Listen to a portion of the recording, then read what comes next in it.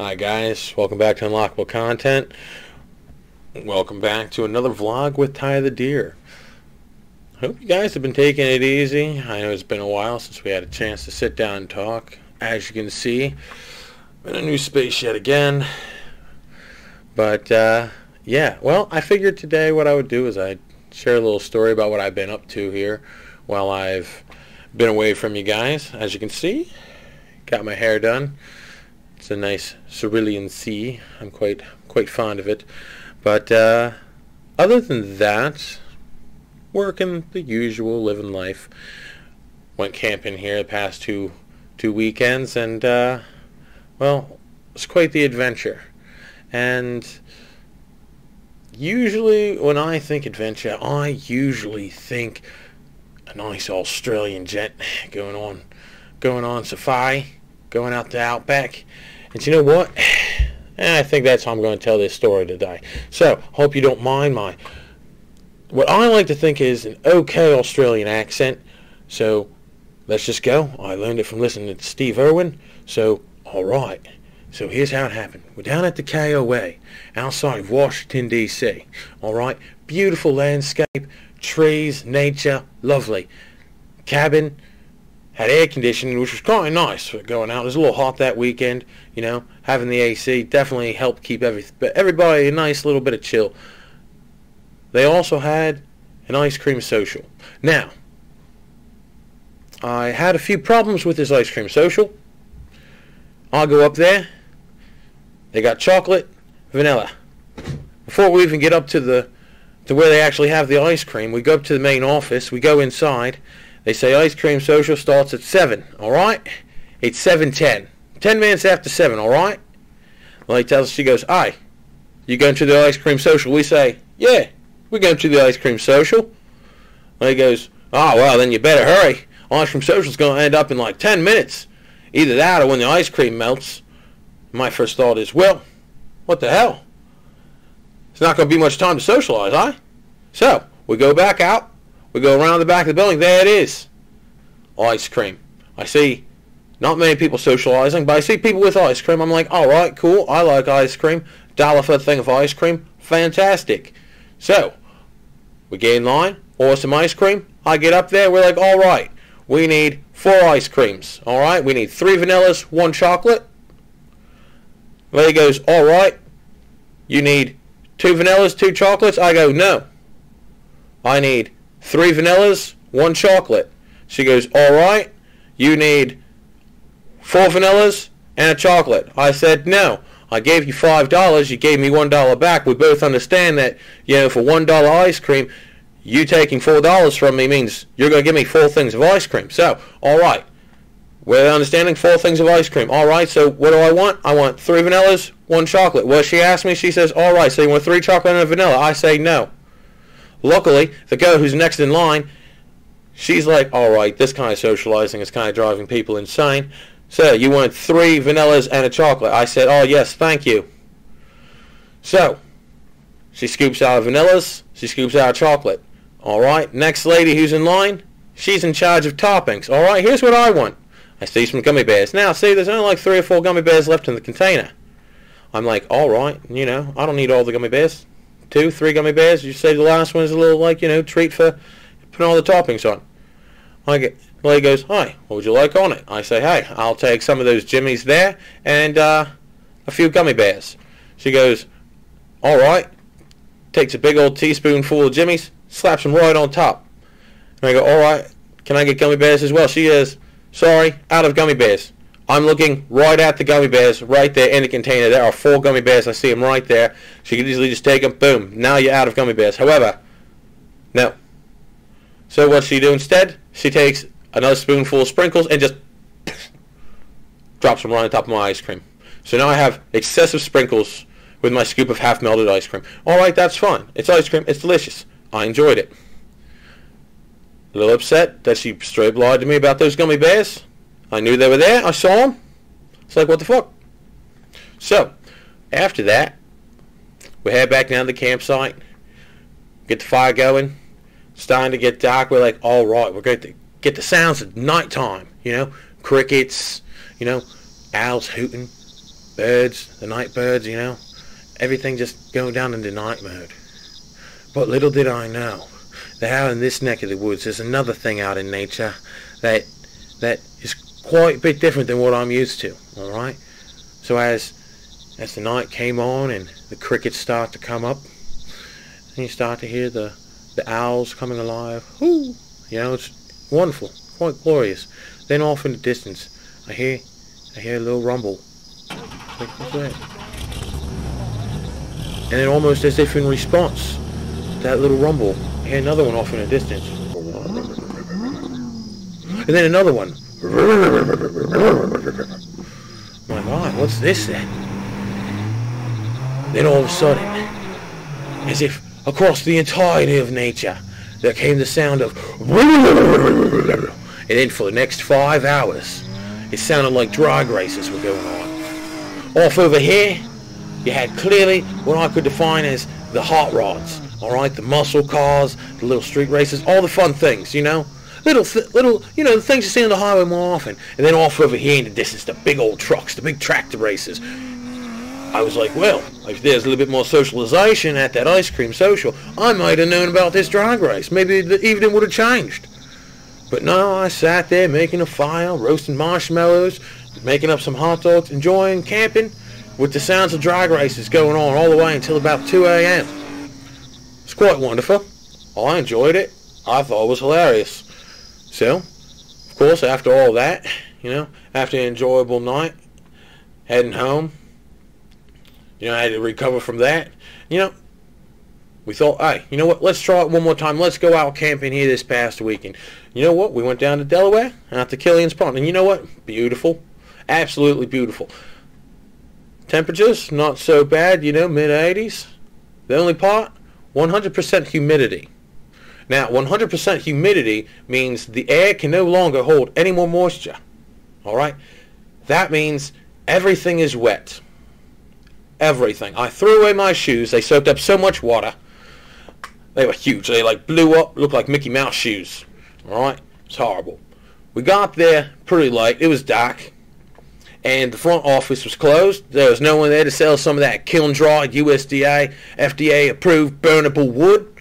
So, what did we do? We had to collect a little bit from nature. And you know what? With 100% humidity, everything was soaked. Took forever to get a fire lit, and once we did, it was fantastic. All right? Had a nice fire going. It was enjoyable. We made hot dogs, roasted marshmallows, had an enjoyable night by the fire, you know. Got to listen to all the drunkies all around us at the other campsites, telling all sorts of crazy stories about all sorts of shit. It was hilarious. All right? Then as the night died down, we're sitting there, we're enjoying, you know, all of our drunk friends one campsite over. They were hilarious. You know, just sitting there listening to them trying to have these deep intellectual conversations. It was quite worth it. So, as the man who I like to call Mike, he felt like a Mike to me. He had a very Mike-ish vibe, you know? So, Mike, he's leader of the crew. He's the one with the dumbest conversation topics, you know. He brings those up. And then you have his friend, you know, Tim. Tim's always good for, like, you know, just I hear you there, but how would that actually work? And then Mike responds with, well, if the entire government collapses, then what I'm telling you will work. He's like, well, how would that happen? Well, first you have to collapse everything in the government. I mean, everything. You have to go all the way down to just burning it all. And then my plan can come into effect. All right, that's fine. I don't think your plan's going to work either way, but all right. Next, when he moves on to religion, that's at the point where I was like, all right, at this point, I need to use the bathroom. Now, 100% humidity in an outhouse, it makes it a sweat lodge. And by sweat lodge, I don't mean like, you know, the classic, oh, you go in, you get all sweaty. No, you go in, that bathroom was sweating itself. It was a little damp. So, you know, after all that, you know, we're thinking, all right, it's finally getting quiet. Sounds of nature, I'm listening. All right. I don't hear any drag racing going on. No rum, rum, rum to break up the sounds of the night. Ah, we sit, we relax. You know, all of the neighbors in their camp, they went off to sleep. And then, you know, it's quiet. for a little moment, and then you hear it. You hear just, and then, We're like, why? What's that? I think they're walking over there.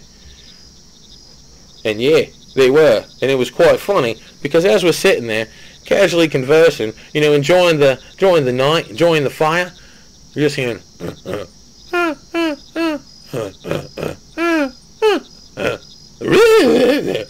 very weird sounds coming from that one. So, that died down. So you're like, all right, a little drunk. So, they're like, then, pass out a little bit.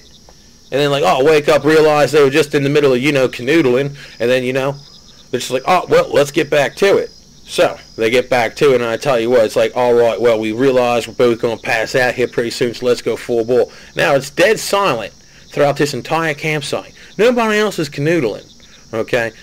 Nobody else is making noise. We're sitting, we're relaxing by the fire, and then all of a sudden, you hear the end, it's like,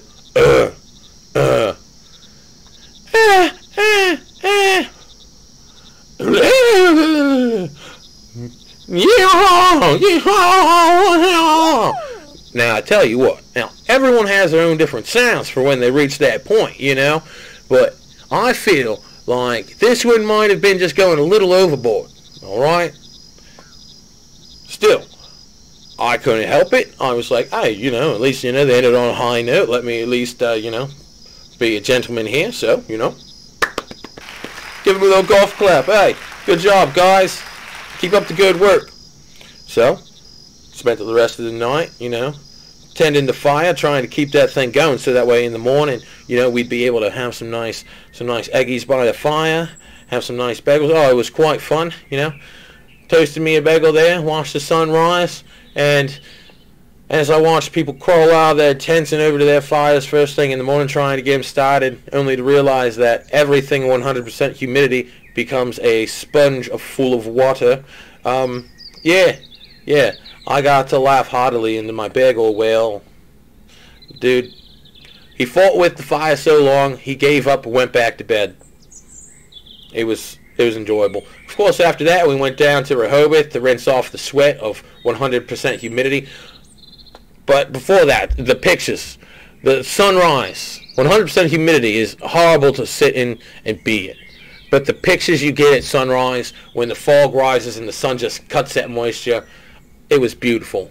I must say, it was breathtaking. I'll put some pictures on here for you. It's just beautiful. It's awe-inspiring, really.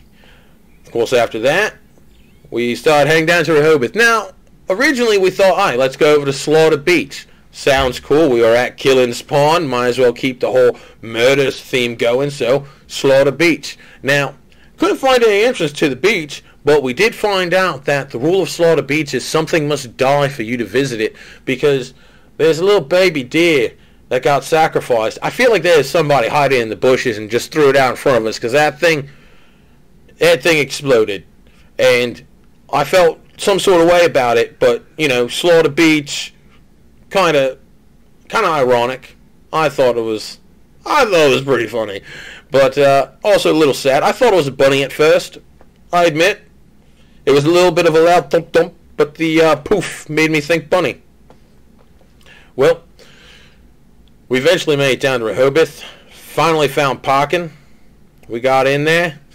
And, yeah, well, after we got in there and we found parking, we went on to the beach. It was a short-lived experience. There's a lot of people. We went out there, caught a few waves, rinsed off a little bit. And it's got all that water out there. It's a little salty. It's not like the lake at home, nah. Doesn't taste good. Yeah, it doesn't taste nearly as good as the lake. It's a little salty. It's a little rough. Yeah, it's nice though, the waves. Friendly people. Other than that, too many people. Got a little saltwater taffy and got back home so we could wash all the sand off. Overall, not a bad weekend. Kind of fun, fun little mishaps here and there. But overall, great adventure. I also got to wish the ladies down the turnpike an Outback Day, which is just fun to do anyway. So, yeah. Well, I hope you enjoyed that little story. Now, I'm going to turn non-Australian Tyler back on, and he'll finish us out. Alright, see? Pretty fun weekend. Sounded adventure-y. We all had fun. Well, I'm going to make sure that I get back to see you guys more often. I'll make sure to wear more fun shirts so you guys get to see me in all my regalia. And I don't know, maybe my hair will be changed by the next time you see me. All right, guys. Love you. Miss you.